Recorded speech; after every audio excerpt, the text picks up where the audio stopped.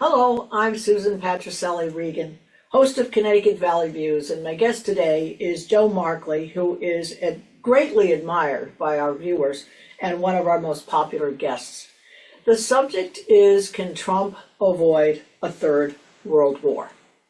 So, Joe, the opening question to you was, what was your reaction to that chaotic meeting on February 28th of 2025 between Trump and Zelensky of the Ukraine? Well, you never want anything like that to happen if you can help it. And certainly Zelensky should have known better who he was dealing with, that Trump is a prickly guy and likely to take offense and not to be pushed around in public. And I don't know, the whole thing seemed to be mismanaged all around, in the sense that you really want to know what's going on in the meeting before you sit down, especially in that kind of press opportunity thing. And of course, also had the kind of crazy aspect of these bloggers who were there as the press asking Zelensky questions like, why don't you wear a suit? Yeah, exactly. It was all a bit of a mess. Well, wasn't that a request? That was one of the requests. Please make sure you wear a suit. I don't know what the request was. Yeah, certainly, yeah. If you're Zelensky, at a certain point, you say, yeah, I've got to put a suit on again. What's wrong with me? I used to feel that way. I felt like when I becoming, I'm not a fancy dresser, Susan, as you might know. Yeah. But I thought, as a senator, it's like, if I'm going to play leader, I got to put on a robe. Right. Sure. I got to put on a suit and tie, and that just goes with the territory. Right. And Zelensky should well, do you're that. meeting the president. You're meeting the president of the United States. In the Oval Office, etc. Right. And he's got to know that Trump is not going to take kindly to any kind of pushback. And actually, in a funny way, it was handled more by Vance, a kind of a tag team situation. Exactly. And that only puts Zelensky at more of a disadvantage. So, a big mess, but hardly the worst thing that's going on in Ukraine at this point.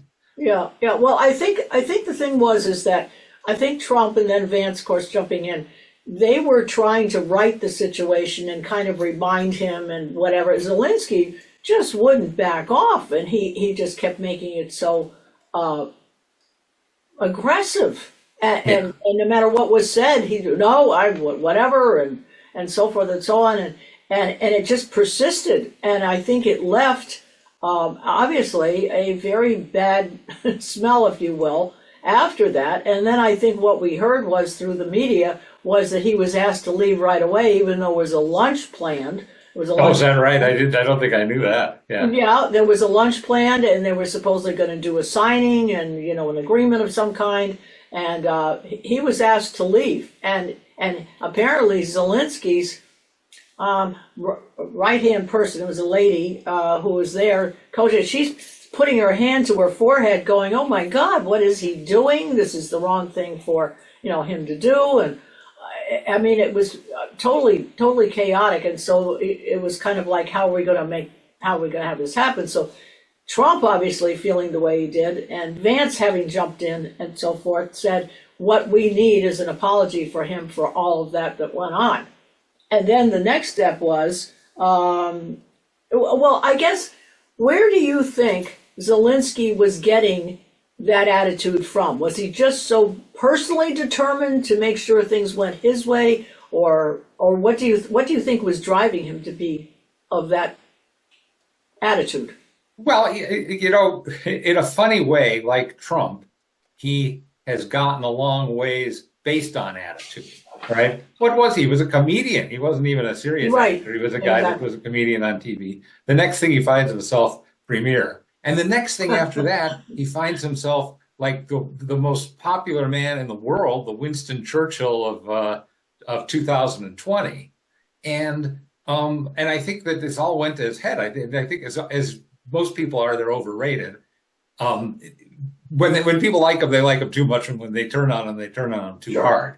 But he was. I remember he came and addressed a joint session of Congress, which is a rare honor to a foreign leader. And one of the Republican congressmen moved that they erect a statue of him to put in the House of Representatives. And I thought, come on, this guy is a human being, and so forth. Well, yes, I think he said, look at all the success I had playing this game, wearing my T-shirt and all this stuff. Yes, And yes. I'm not going to back down. And Trump is the same way. Trump's the guy that says everybody told me I can't do this, and here I am, I'm president, and I'm not backing down either. And in the end, Trump has something that Zelensky wants, not the other way around. Exactly. So what are you playing? Don't play tough with the guy that you're begging from. Yeah. Well, don't bite the hand that feeds you, right? Yeah. I think the hope was that there was going to be some reconciliation, between them. And then there was kind of a long pause. I don't know, I think it was a few days. And then immediately this letter came back from Zelensky, very much apologizing, saying he would go along with the rare minerals thing and so forth. So it was kind of taken as, okay, I think he really means it. Maybe we're back on track again.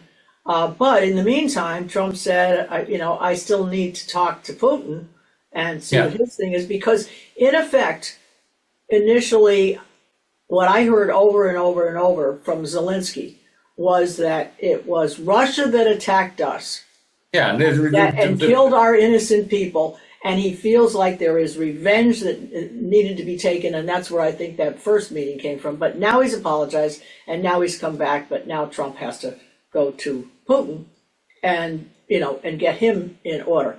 What I hear from the two of them now is Zelensky's even willing to give up a little bit of land or area or region or territory or whatever.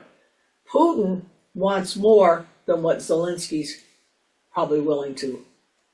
The fact is, Zelensky, it doesn't matter what Zelensky wants. Yeah. What really matters is what Trump and Putin work on. Okay. Because in that sense, it is a proxy war between us and Russia. We're supplying the money and the guns and the ammunition and everything else. And if we stop doing it, the Europeans are not going to fill the hole that we leave. So Putin's got to satisfy the United States. It doesn't matter what Zelensky says. I mean, it'd be easier if Zelensky agreed, and he's not likely to agree to anything because his audience is back in Ukraine. Right. And if they want him to look tough, then he's going to keep looking tough, and that's what he does. We don't really have any negotiating position with Russia either.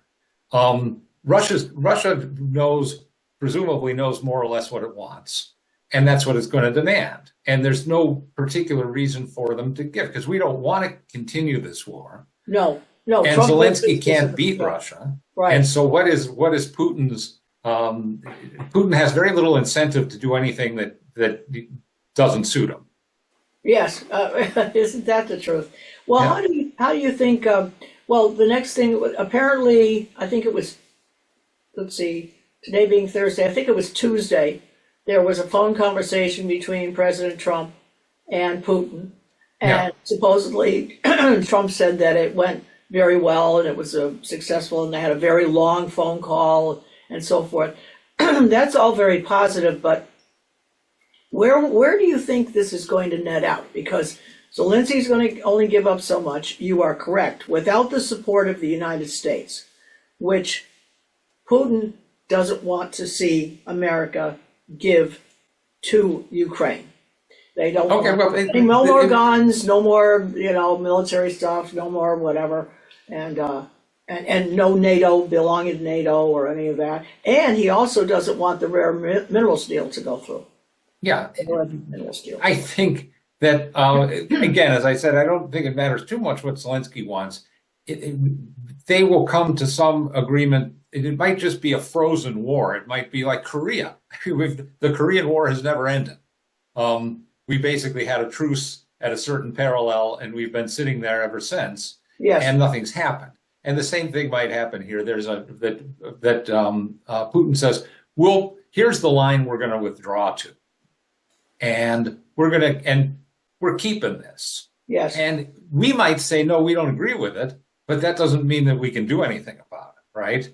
And certainly, this idea that Russia would give up Crimea is ridiculous. And frankly, it's ridiculous that anyone would expect them to, because it's part of Russia. It's right. He wants to rebuild the whole Russia thing again. Well, he's got what he wants. He doesn't want to expose the main avenue to invasion that has been the route that invaders have taken going into Russia forever, which is Ukraine. And he says, in my mind, pretty reasonably, we don't want NATO on this border, American troops, troops from the rest of Europe, missiles right here. And I don't know why the United States thinks that it ought to be able to force him to accept that. Well, he's not going to accept it. He said that before the war began. I really don't think the war would have begun. I agree with the people that are supposedly I'm not pro-Putin. I'm just looking at what's happening in the world. Yes. He said, unless you say you're not going to go into NATO, no, we hold the option open. Okay, that was the deal. This is a country, and we were never going to beat Russia over there because it's on the other side of the world for us and of no great significance. Right. And to the Russians, it's essential. It's just like those missiles in Cuba that you and I remember from our extreme youth. Yes. And we said we can't have missiles 90 miles off our shore. And it's not like, the Cubans could say, well, if we want the Russians to put their missiles there, what business is it of yours? Say, the business is you're too close. Right. Yeah, and that's too close to Russia. And it's like there's a bear on the other side of town, and you're in its cave, and you're going to go outside the cave and start yelling at it. Just leave it alone. Yeah, exactly. Well, recently, I think also Trump said or stated that he would be willing to take control of Zelensky's nuclear plants. And I guess now, how do you think that's going to sit? Well, I don't know. Again, if we're going to have to make a deal with Putin, and those things may be involved or not. Yeah. I would like us to stay out of guaranteeing anything. I was afraid you were going to say lately, Trump said we're going to take control of the Gaza Strip. Oh, no. I feel like let's try to back away from all of these situations. Yeah, we're going to try and get Canada to be the 51st state. Oh, my goodness, yeah. Get the Panama Canal back. Yeah. Yeah. Anyways. Yeah. Well, and this is where Trump, I think this is Trump's problem, that his instincts are to be more of an isolationist, to stay out of the other country's business. Yes. And yet he darts around in different directions. No, I agree. Half the time we say, oh, he's just kidding. But it's not a joke. You can't, when you're president of the United States, to joke about invading other countries. Yes. That's not a thing that you want a president to joke about. Yeah, well, the joke doesn't go over as well in Canada. Right. Yeah. He calls himself a nationalist, which we understand what that means. He cares the most about the United States. He wants the best for the United States. He wants the best. Yeah, I like that. Yeah, we the people. At least finally they put out the Kennedy papers, the assassination papers, or JFK paper, what happened in 1963, and people are sorting through that. What is it, 80,000 pages or something? I think. I don't know. So far, it sounds like it's a dud, kind of like that. What's his name? Jeffrey Epstein file was. Right. I don't know. And I mean, you figure at this point, if there was something they want to hide, they've had a long time to make it disappear. Well, the thing is they said there are even names being redacted. And I'm going, oh, actually, they said there's nothing redacted, but then there are certain names that are not being allowed to be seen for whatever reasons, but they seem to be putting the onus on the CIA. Yeah. That seems to be. Well, we'll see. Somebody else is going to have to sort through those papers, Susan. I'm not going to do it. Yeah. Well, all the media, obviously, Fox is covering it and so forth. We're sorting through. We're finding out, but it does seem as though it's the CIA, and it seems to have something to do with, again, I've got bits and pieces I'm working with here, but it has something to do with the CIA doing a gun running thing. And apparently it was something Kennedy was trying to put down or shut off or stop or something. And the CIA, that was the reason for killing him. I mean, there's various killers with various reasons. And I do not expect, it's a question that I'm waiting until I get to the other side and ask St. Pete. I think that's the only way I'm going to find out. Well, I think the other thing is, too, people really want to know. He was very popular. Yes. He was a very popular president. He was very attractive, the whole thing with his wife and Jackie and so forth, and John, and all of that. It was truly kind of semi-magical time.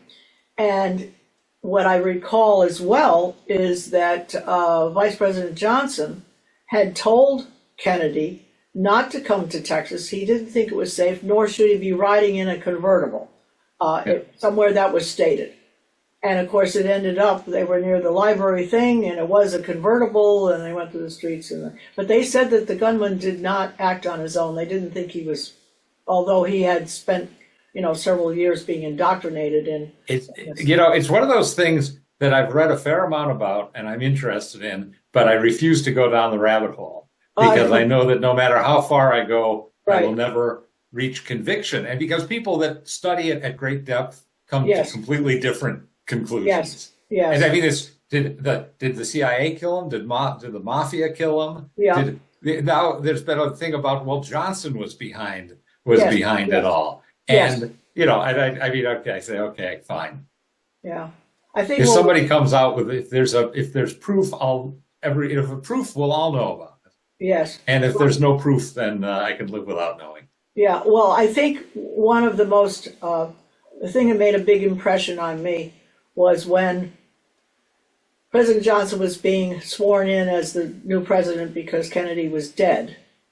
And Jackie was there in her suit, pink suit, I think, with the blood all over her. And they said, "Do you want to change?" And she said, "No, I want them to see what they've done." That's right. That's right. That was.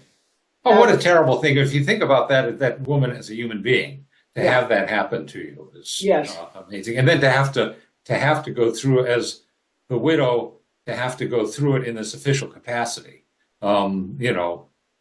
just a terrible event. I guess I'd have to say for her to be able to go on with her life was a considerable achievement. Yeah, well, she wanted to get out of here, and that's why she went on to marry Onassis. And Onassis. And he said they're killing the Kennedys, and he wanted to get her children away from, America and from the U.S. And of course, he had enough money to protect her theoretically and keep her. But they're killing the Kennedys. I'll just say that for RFK, for Robert Kennedy to have been killed, and now of course there's I think it was increasingly people saying there was more to it, and I thought, how could there be any more to it? Well, I quickly read enough to think that, maybe there is something to the idea that it wasn't Sirhan, even though it happened in a small room with people all around, that it's not really clear what happened. So who knows? Yeah. Well, it was incredible. I mean, everybody always says, I remember exactly where I was the day. Oh, yes, me too. Second grade, sitting in the classroom, and my friend Tommy Diano came back from the office. And I mean, that's how well I remember it. I can remember. I could remember him coming through the door. Yeah. It was quite a page in history.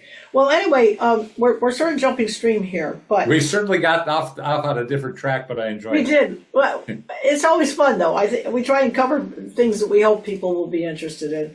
Well, there's one other thing. Ontario Premier of Ontario, Doug Ford. He had recently, we're talking about tariffs now, and he had recently brought up to Trump that he was going to, and I don't remember the number, a very high tariff on electricity to the United States, which we get from them and which we need, and so forth. And they had their little go back and forth, and he stood very firmly that this is what was going to happen if Trump was going to be putting tariffs on what they were sending here and so forth. So it kind of reminded me of a scene out of Tombstone, and I'll make this very short. There's a scene where Doc Holliday and Ringo are going to have a duel. Ringo had been expecting Wyatt Earp, who was not as good a shot as Doc Holliday, to show up. But then he saw that it was actually Doc Holliday who showed up for the shootout. And Ringo says to him, because Doc Holliday said, we must do our fight because we talked about, exchanging blood and so forth. And he said, "Oh, I was just fooling about," says Ringo. And Doc Holliday said, "I wasn't." Yeah. And so, and of course he ends up shooting him. Now, this is kind of what happened with Doug Ford. He came and, broached Trump and said, this is what we're going to do. and Trump went back and said, okay, well, this is what we're going to do. And Doug Ford backed right off. Yeah. And because Doug, that's what Trump said. I wasn't fooling about it. So what do you think spurred Doug Ford to change his mind? But once again, it's not. It's just like what we were talking about the situation with Putin. People make decisions based on what it is possible for them to do and what it is not possible for them to do. Yes. And just as Russia dominates Ukraine just by nature, we dominate Canada. Canada can't really pick a fight with us. I mean, certainly not. I'm never worried about that we're actually going to go to war with Canada. Mm. But Canada, in the end, we're too big a factor for them to be able to push us around. Yes. And Doug Ford is a guy that got ahead like Trump did, like Zelensky did, by being aggressive. I mean, I think that probably everyone that gets a long ways in politics has a pretty tough side to him, and has been able to push a lot of people around. Yeah. And it didn't work because in the end, Trump said to Zelensky, "You don't have the cards." Yes, and that's what it comes down to. You're going to have to. You want to bluff? It doesn't matter. I know you don't have the cards because you're in the situation you're in. And it's the same with this. The difference is going to be just as Trump can push around Doug Ford, and Trump can push around Zelensky so far as it goes because of who has the cards. With Putin, it's different. Putin knows we're not going to go to war with him. We're not going to attack Russia over Ukraine. And once you know that, what leverage do you really have? We already did a embargo against Russia, right? We already made Russia into a pariah, and they've actually done not too bad economically through that. Right. So what leverage do we have over Russia? And that's why Trump thinks that he can push everyone around. Yes, but there's a limit to it too. Yeah. Well, I think that Trump also, when he starts, as you said before, we look at him as, or he claims to be, the nationalist, but globally, it's going to be the Gulf of America. It's going to be Canada will be the 51st state, and will buy Greenland from the Dutch. Yeah. And the Dutch are going, it's not for sale. Right. And Canada, there are people that would be happy enough to be the 51st, I guess, state of America. Not most of them. Yeah. There are a lot of people who don't want. I think they want to remain independent. You're right. Of course. Why would they? Heck, they don't like the United States in a lot of ways. They consider themselves superior. They look at us and say, "Oh, the gun violence," and they're a much more woke country. They're a much more socialist country. The Québécois, the French Canadians, are super left wing, even more than the rest of the country. The conservatives are out west, just like they tend to be in America, but they don't want to be the 51st state. We've had that fantasy too for a long time, and that was the War of 1812.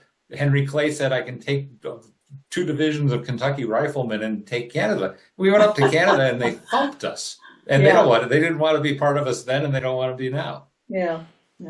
Well, it's kind of interesting that Trump keeps going around. It's almost like he throws things up against the wall to see if something will stick. Well, I said before we got started, what I don't like, it's like you could say it's kind of entertaining, all this, and his insulting people, but it's not a productive way, in my opinion, for the leader of the United States to behave. We have to remember that we can laugh about him calling Trudeau governor, right? But if you're a Canadian, that's an insult. That's a real insult. And if you're making politics in Canada, there's no reason for us to make enemies. Yes. Not with Canadians, not with Greenland, not with the Panamanians, and not with the Russians. Yeah. We shouldn't be making enemies with anybody. We should treat them respectfully. Yeah. And understand their perspective. Yeah, well, we're kind of wrapping around the corner, but I thought I'd throw in this one last thought to you. How do you think the Democrats are handling their situation? New leader. Okay, I guess that answers that. Yeah, I mean, they're in terrible shape, and the left is only getting stronger and stronger. And I think that if you said asked who's going to be the nominee for president next time, I would probably put I'm not saying it'll happen, but among all of them, there's also bad. I'd say, why not AOC? Because the left dominates the primary process. Yes. And they're you can't say anything in the Democratic Party outside of lockstep. Yeah. And they're like lemmings going over a cliff. Now, then what'll save them is if things go south for Trump and the economy especially. I mean, it all depends on if next time around or for the midterms, do people feel good or do they just lose their job? That's going to be a big thing. If things are bad enough, heck, AOC could win because the country is so evenly split. Yeah, and Schumer's he's in dire straits with this. Oh my goodness, it couldn't happen to a nicer guy. But really, I don't even blame him. I think he played the best hand he had politically. I agree. It was still a disaster. Yeah. No, well, they obviously are struggling, and then you got Tim Walz. Moron. And the fact of the matter is that they seem to be lost in actually, they used to be so united. And I think the thing that seems to be coming out of this entire thing is that they are totally blown apart. The way the Republicans were viewed there back for a while. Can't get your act together. Why can't you all get on the same page, and agree and whatever. And of course, it was Trump that kind of pulled that whole thing together because he garnered so many votes from so many different segments that have been, that are now flourishing. But you're right about the economy. If we don't start to see, inflation decrease, because people really want to go to the grocery store and they want to see their total bill. When they put that card in to pay for something, they want to look at that total bill. So I do think that needs to catch up pretty quickly. I have noticed there's been a drop in oil prices. I check that on a regular basis for ourselves when we order oil. That seems to be adjusting itself. But I'm still noticing that when I go back to people, even it's like cleaning up in the spring or whatever service you may normally get, people are coming back and the prices are $100 more than they were last year. Yeah. But well, also there's time for it to go in either direction. Exactly. And that's next November. That's going to be the question. And how's it looking? That's all going to depend on events. Well, thank you, Joe. It has been a real pleasure. I always appreciate the fact you're willing to jump from subject to subject and take on something you weren't expecting. So the variety is the spice of life. Okay. Well, we always enjoy having you, as I know our viewers do. So thank you. I enjoy being with you. Thank you, viewers. You can see all of this show segment and all of our show segments on ctvalleyviews.com. This is Susan Regan. Thank you for joining us today.